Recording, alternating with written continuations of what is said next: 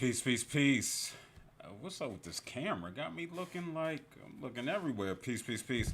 I am Phillip Roundtree, and you are tuned into the June 6th edition of Rhetorically Speaking. How about this? I'm going to push this over here because we're going to figure it out. A little technical difficulties. There we go. You are tuned into the June 6th edition of Rhetorically Speaking. Props to the people who are watching on Facebook Live. Shouts to the people who are viewing on YouTube Live. Make sure you hit that subscribe button. If you want to go from take your talents from Facebook to YouTube Live, it's Quadify LLC. Again, hit that subscribe button. And props to the people who will be watching on IG Live. I'm going to make them wait a little bit. They don't get the goodies, right? They don't get the goodies yet. We're going to make them wait a little bit. But no, what's up with y'all? So we're going to get in and out of these conversations with the quickness, right? How was y'all 4th of July weekend? If you celebrated 4th of July weekend and you celebrated Juneteenth, you are what we call fraudulent. You can't do both. You got to pick who you serving. Are you going to serve the black folk and those who are enslaved and recognized on Juneteenth? Some 400, not 400, a couple hundred years ago. Y'all know what I'm talking about. Are you going to serve those individuals and pay homage to them? Or are you going to pay homage to Hamilton and y'all founding fathers, not my founding fathers, with regards to celebrating July 4th?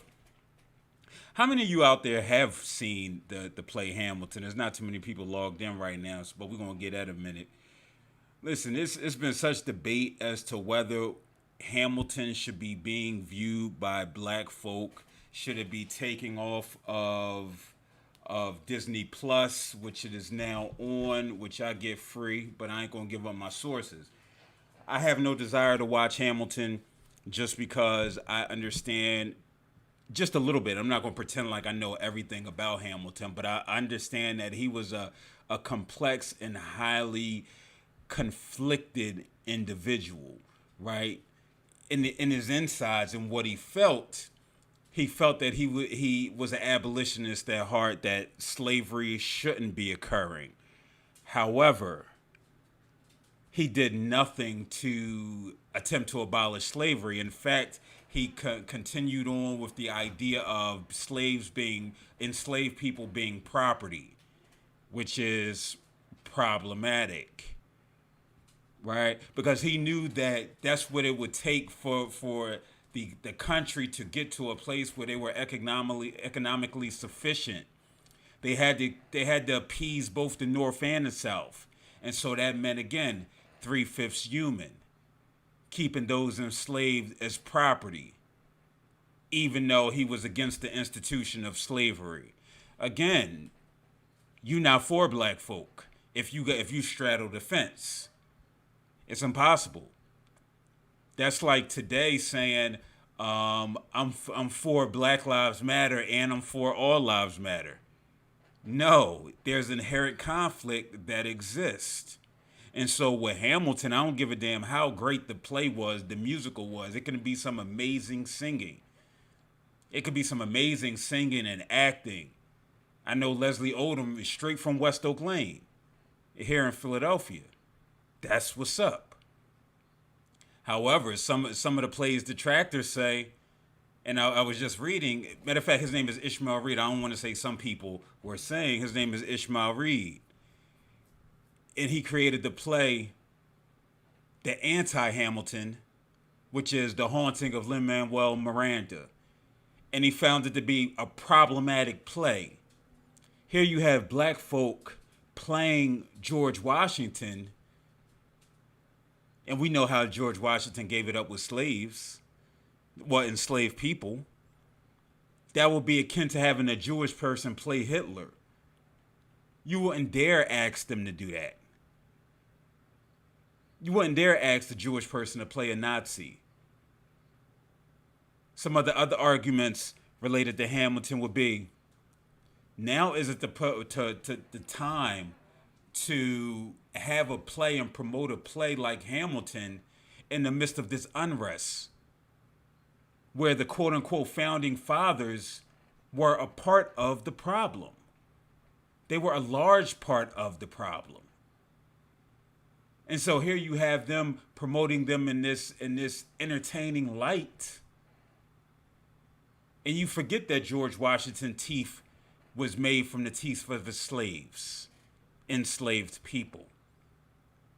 Again, so I'm not in a position to say much about Hamilton, right? Because I haven't seen it. I have no desire to see it. I've read up a little bit on the person Hamilton, but no thanks. I'm okay. Somebody says actually in Hogan's Hero, the commandant was played by a Jew. Who the hell watches Hogan's Hero? And it may be a point well taken. I don't necessarily know many black folk that were sitting watching Hogan's Heroes. Again, was there some level of comfort?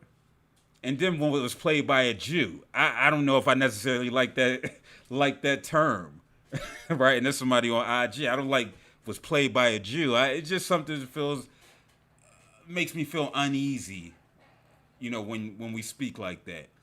But again, that's up to you, right? If you're just looking for entertainment purposes, then I'm sure you're going to go watch it if you haven't seen it already.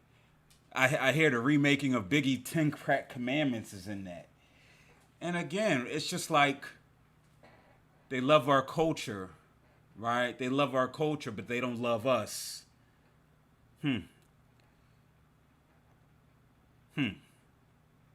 we're going to keep the party going. We're going to get right into this topic, right? And so we're going to talk about the WNBA and how the WNBA is light years ahead of its NBA counterparts. And some people will say women are always on the right side of history. Women always make the right decisions. I don't necessarily know if I'm agree with all that. But in this case, they are lapping the NBA when it comes to social justice, in particular what's taking place with these names. So the WNBA and the union agreed to feature the names of women who have died in connection to police action or alleged racial violence, such as Sandra Bland, Breonna Taylor, and Vanessa Guillen, when league resumes play this month. They'll also wear t-shirts that say, warm-up shirts that say Black Lives Matter and say her name. Wow. Right? So first, this idea was the WNBA's in the beginning, right? Hence the reason why I have Angel McCoughtry's photo posted up there. She brought this idea to the forefront. It was co-opted by the NBA. The NBA took it and did nothing with it. If you saw my rant from Friday, I went down the long list of the approved slogans, not names, slogans that are allowed to be on the NBA jersey. Things like love us, respect us, say their name, equality, and all of this other bullshit that's asking for acceptance from folk who don't give a damn about you. And so here the WNBA says, no, we're going to put Breonna Taylor name on our jersey. We're going to put Vanessa Guillen name on our jersey.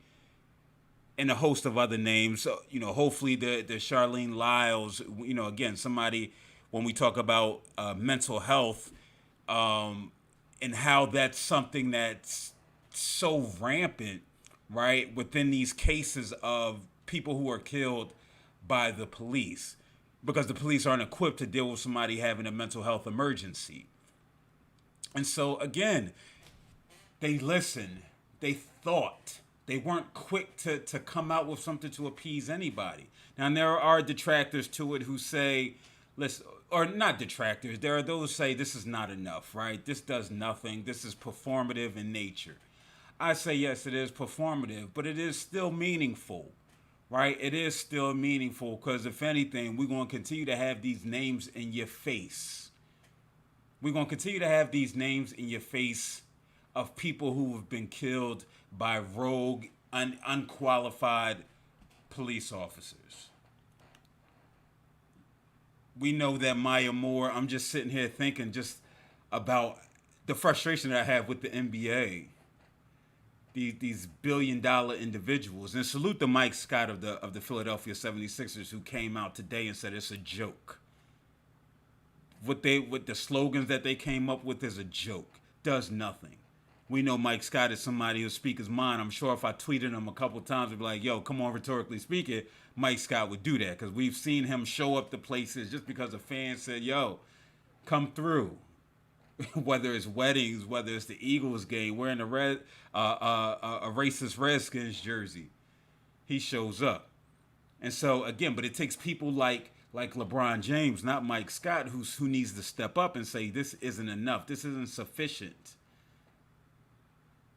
I'm sure that they're going to have another form of protest that's going to take place. Hopefully, it's better than the NFL's with the lift every voice and sing. Right, for week 1 only.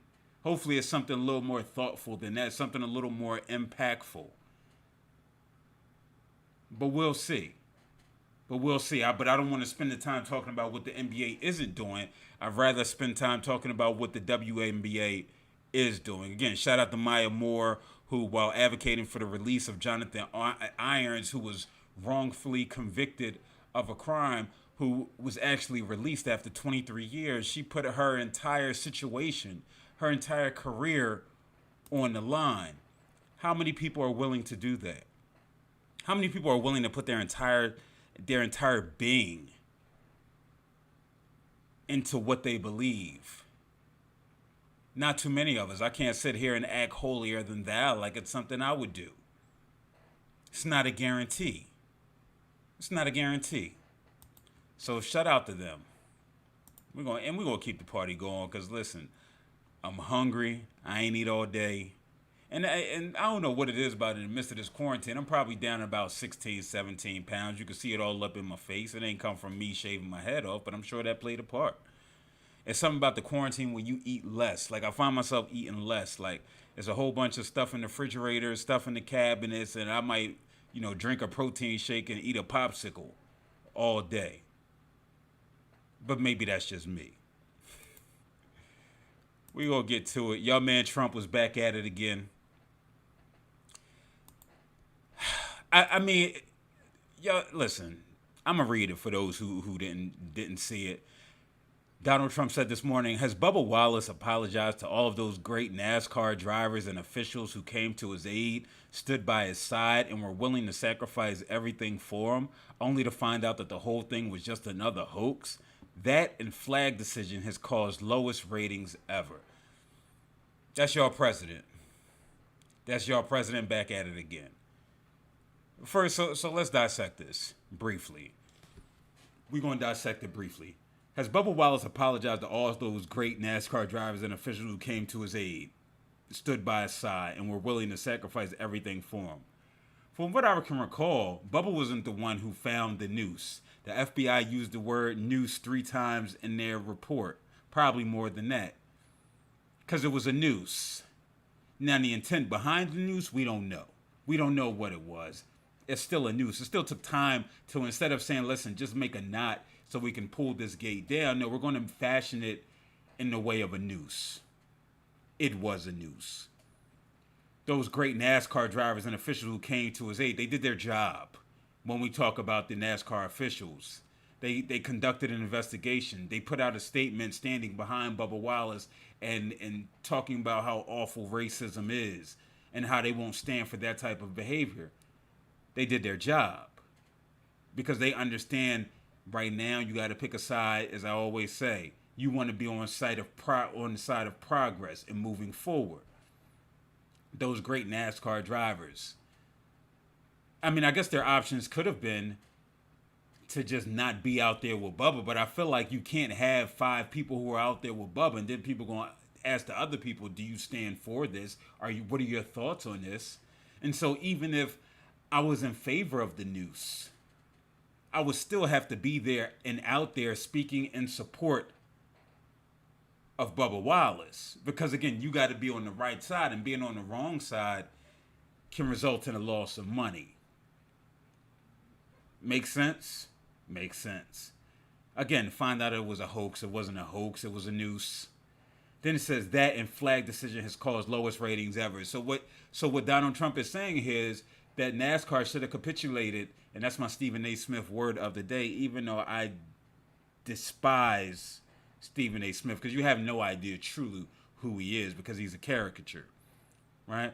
But you capitulate to those individuals who believe in the Confederacy and the Confederate flag,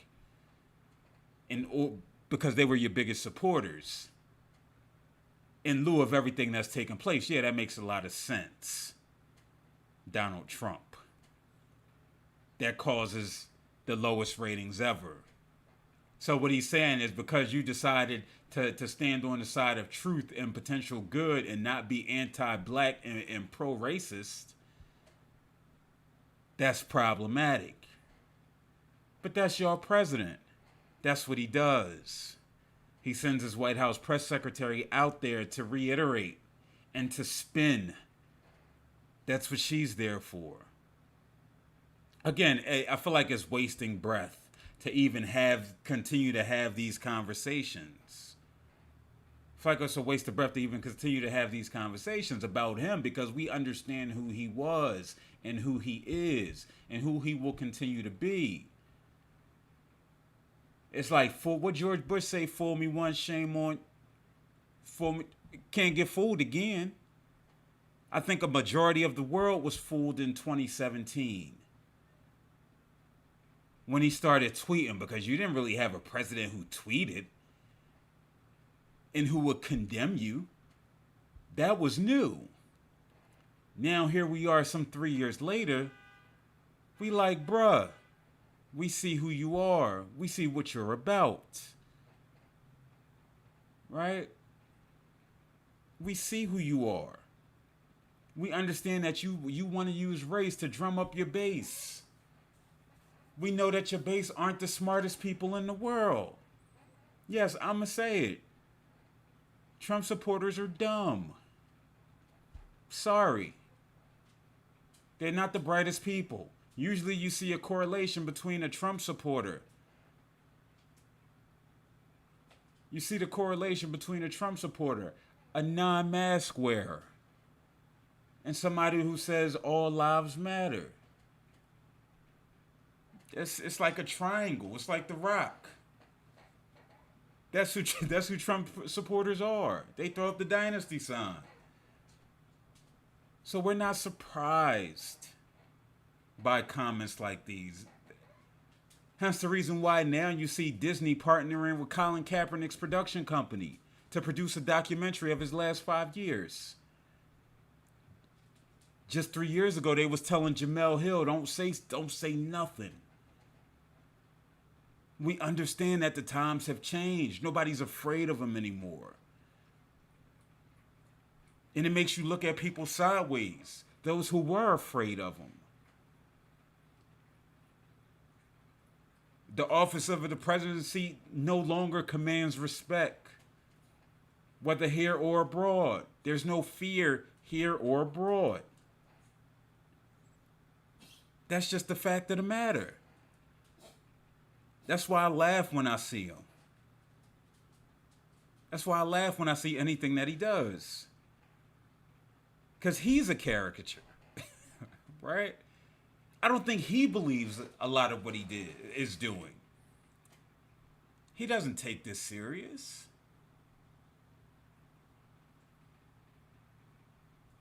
Jerry says there's only fear of our military men. I don't think it's that either. I think it's a lot of other militaries out here that's saying, listen, yeah, we don't necessarily believe in your ability to organize for a common cause. I don't necessarily believe it. I don't think it's fear in the military. I don't think, the common person has a fear in the military or believe in what the military stands for. When we look at what just took place with Vanessa Guillen, you got Air Force, female Air Force officials coming out talking about it's a hoax, talking about it's not believable. We see how complicit they are in this Vanessa Guillen situation. They did nothing to curb sexual harassment until she was ultimately murdered. I don't know why I'm talking in this tone, but it sounds good. I think you made it when you start having a tone that you talk in. And now I'm starting to annoy myself. But again, it's just we're just in these interesting times. We're in these interesting times where this boy Trump can say what it is that he's feeling. Or maybe I didn't see any Louis Farrakhan's speech over the weekend, but maybe I was embracing my my Nation of Islam voice or something like that. But again, Bubba Wallace, and he said, man, love over hate. That's it. That's all you got to say to people. Like, love over hate, man. Keep it moving. I would have just ignored him because he's not even necessarily that. He's not even worthy of a response from me.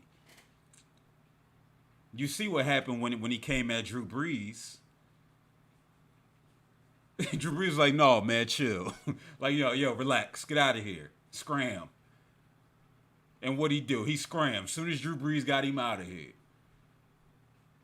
So, but again, we know what this boy stands for. We know who he is. I can't speak to what took place with the Electoral College today by the Supreme Court. I think it's mandatory now that individuals from the Electoral College, their vote must match the popular vote from their state. I definitely think that's a start. We also need to start looking at why the hell does Idaho have 2 senators and California has 2 senators when the populations are vastly different? That doesn't make sense. Which then goes into the Electoral College makeup. Again, it's a lot of things with this system, and so we sitting here talking about Hamilton, and 27 Nadra said, I've seen Hamilton, I agree, he did not do enough. Again, we laud the founding fathers. And I hate that term, like founding fathers. Like, fathers of who? What, this country? Like, y'all ain't even find this place. Y'all ain't found nothing. Y'all stole. Y'all looted. Like everything that took place during the protest. So I'm not sure why y'all even called the founding fathers. Like, y'all signed some documents, which wasn't even representative of everybody in there. Everybody in this country.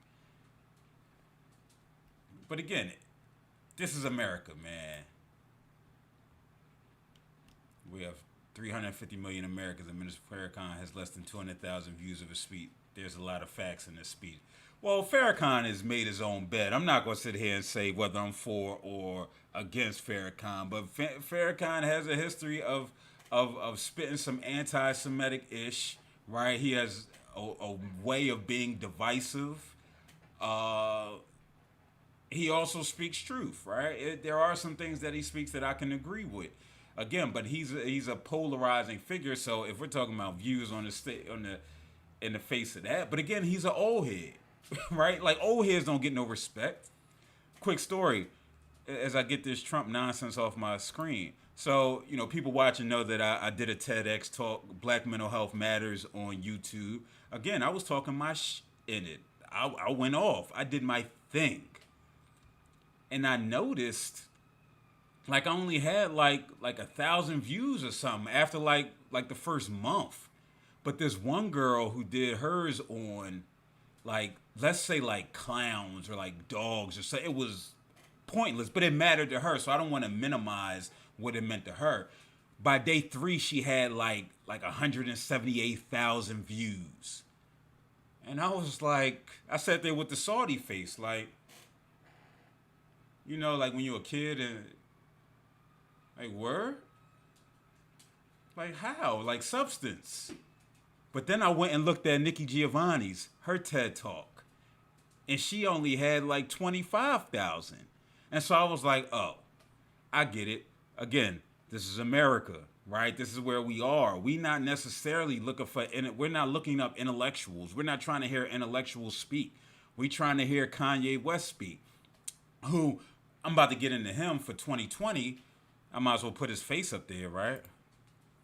Because he says he's running for president. We know this is nonsense. A way for him to push his new album that's coming out. I'm not going to even mention it.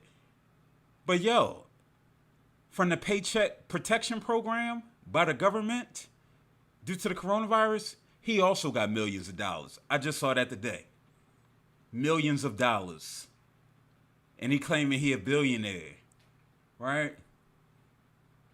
Again, man, this is where we are though. This is where we are in America.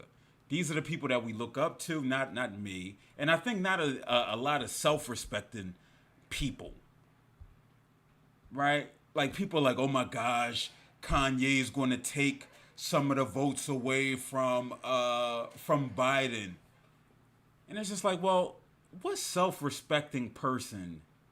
Oh no, and it was Matt Barnes too, who former NBA player. He said he gonna take the minority vote away. First, again, we got to get rid of using this term minority, right? We got to get rid of using this term minority. I'd rather use the term marginalized, right? Because we recognize that we are marginalized people, whether black or brown folk. Because think about minority in the terms of sports.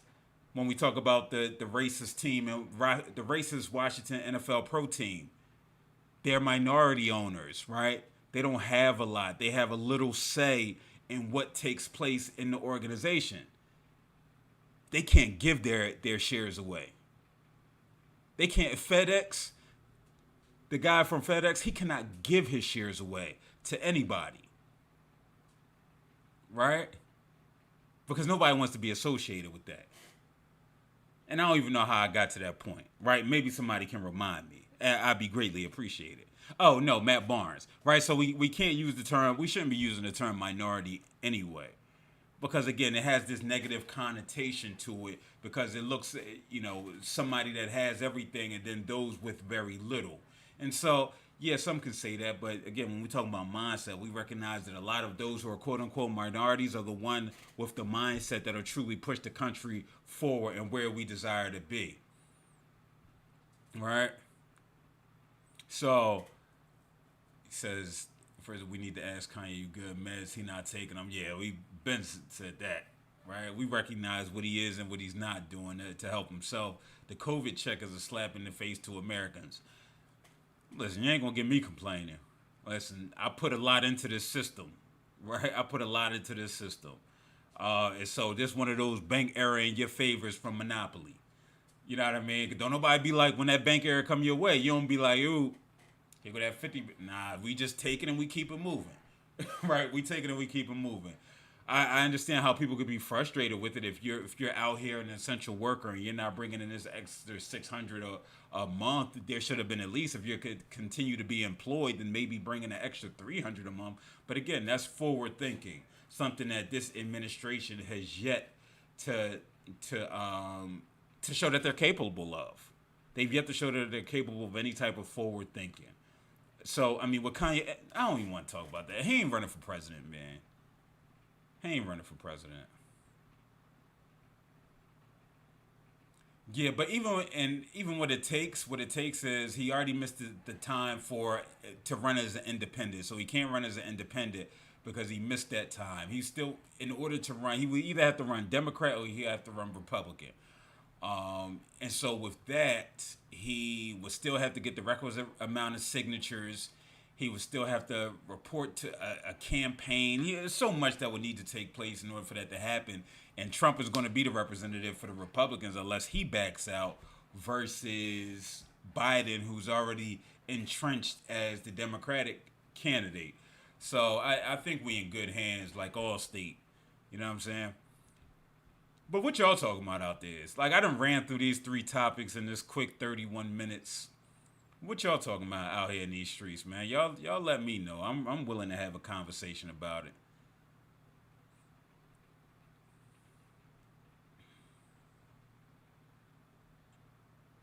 I'll give y'all a minute to catch up for the sound.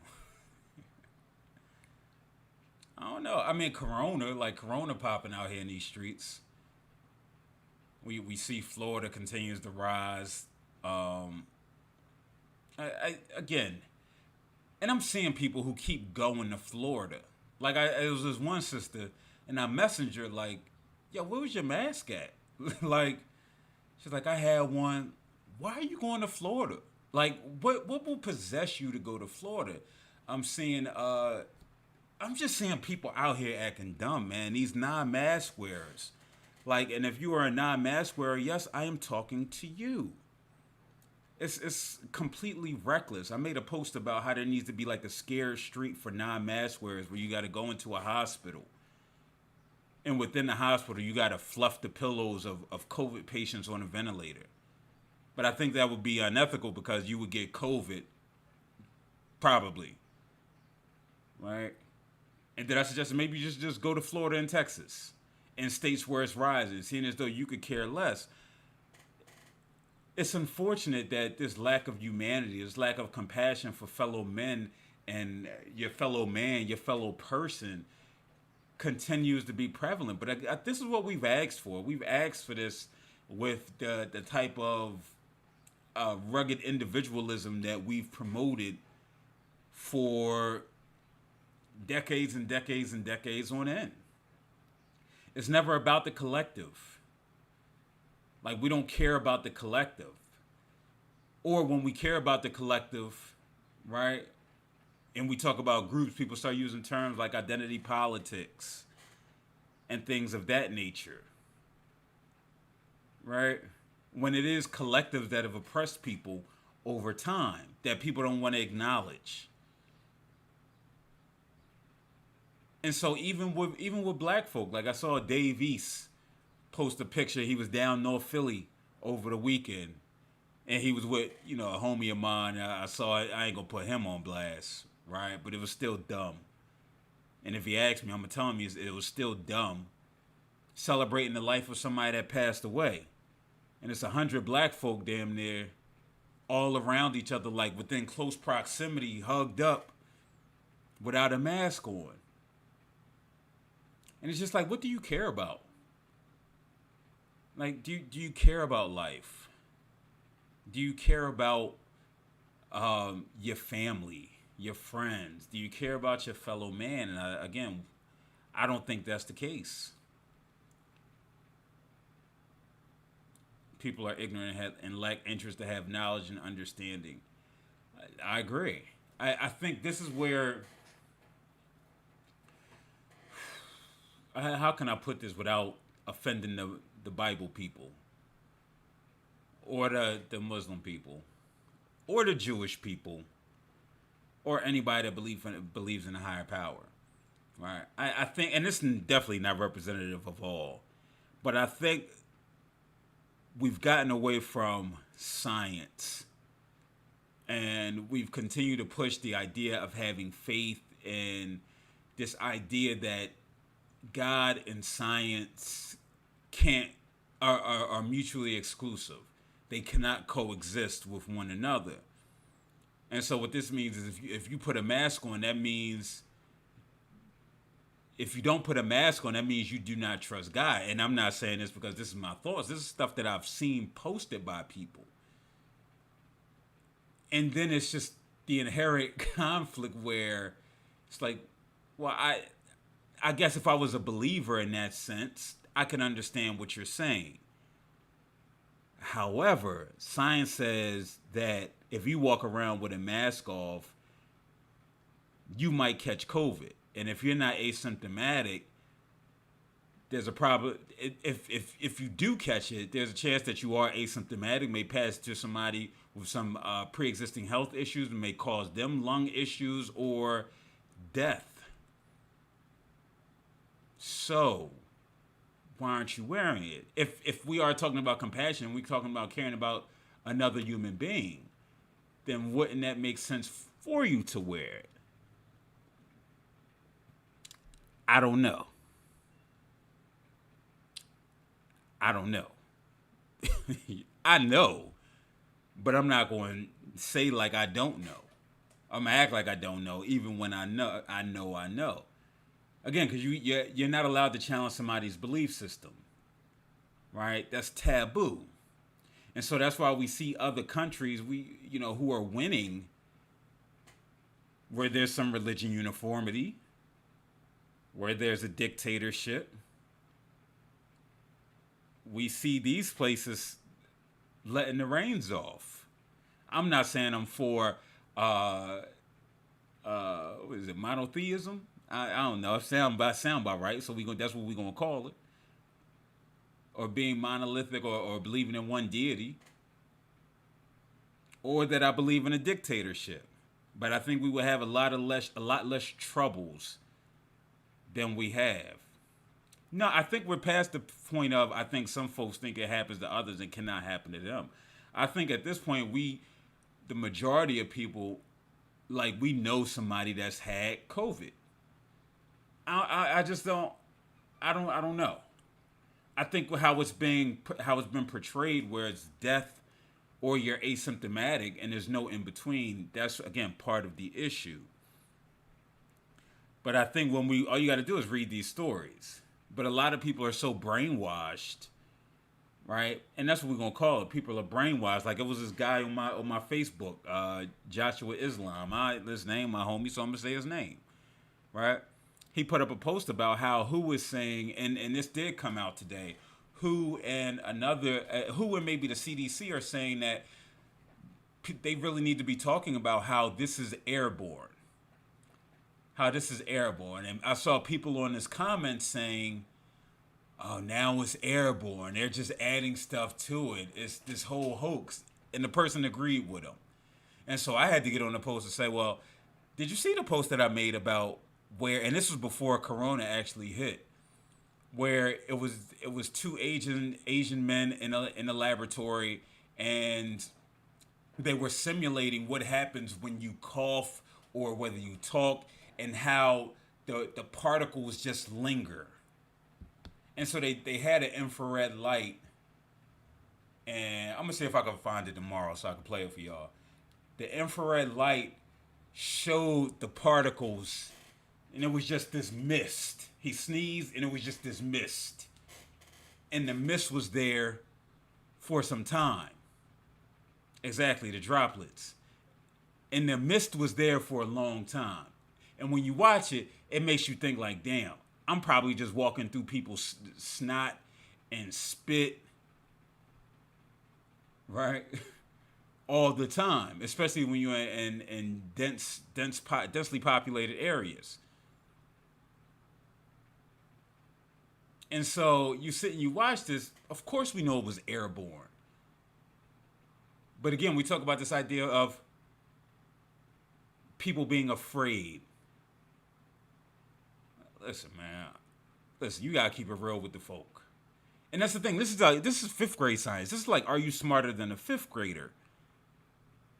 But we acting like we in third grade, where we got to handle with kid gloves. We got to do a rollout. They might not necessarily be ready for it. You see the white lady in Target who knocked down the Target display of mask. It's always white people doing the darndest things. They need a show about that. White people doing the darndest things. Put it on like BET. Right? Hosted by, what's his name? Hosted by Spice Adams. There's an idea. And she knocked them all over. You see white folk. And it just seems to be white people. I thought I was going to make it without saying white people be wild. I think I need a segment about white people doing the darndest things. Because they be the ones who just seem to have a little screw loose. They just don't seem to... It's like when Said the Entertainer was talking about his curl, right? He said the curl I'm talking about Luther curl. The curl ain't just curl all the way. And that's what it seemed like with these white folk that continue to go viral. And I'm just going off on a tangent. You know what I mean? I'm going off on a tangent. But I do want to see that video now of that white woman, I think it was in Michigan, who pulled the gun on them black folk, or on her daughter, the woman and her daughter. Because now I'm hearing that white woman was justified in pulling the burner out on them black folk. I know what the optics say.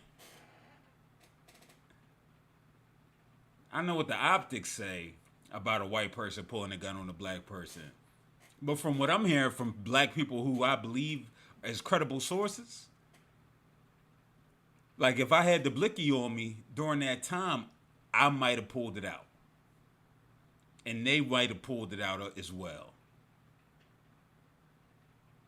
But again, we're in a time now where it's like, I gotta watch it, Ja. I mean, I wonder if I could find it real quick and post it on here for everybody to see. I'm gonna watch it tomorrow. I'm gonna have it tomorrow for 7 o'clock. I'm gonna have that, and I'm gonna have the snot in the joint, and we can see just a little clip of that. But I don't know. We in a time now where it's like Black History Month. You know how Black History Month, like you wish a white muck would. Like you just walk a little bit with your chest a little bit higher. I think that's the times we in now. And that's why I don't understand why all these other groups won't step up and get some ish off their chest. Like, yo, if you a marginalized group, like if you're an indigenous person right now, this might be the time to come off the reservation and say, yo, we here too, and we ain't fucking with y'all either. Like, this the time for marginalized groups to unite like Thundercats. Because it's no better time. And yeah, I got to watch the video. Because I wonder if this one of those, yo, keep playing with me. We had those, yo, keep playing with me moments. Not saying it's right. But, yo, we had that, yo.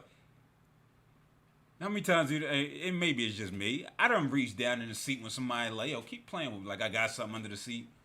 Until you meet somebody that does have something under the seat. But I think this is a perfect time for marginalized communities to really unite and to express themselves.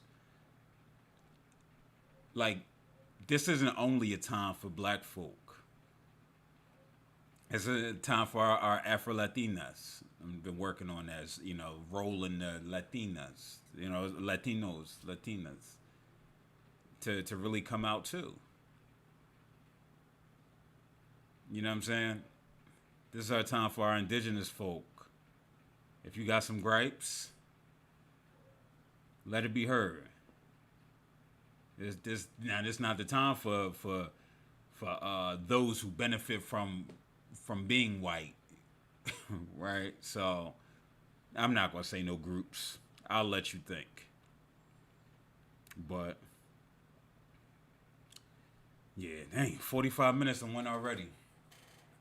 I'll be back tomorrow with some more energy. 7 o'clock. Listen, man, as always, I appreciate y'all tuning in to hear me talk my ish and interact with y'all. It means a lot. I'll catch y'all tomorrow at 7. Let me get this man off my screen. And as always, let me see if y'all gave me any donations. LLC, let me see. #. I'm giving y'all all my wisdom, but where the donations at? Entrepreneur out here, baby.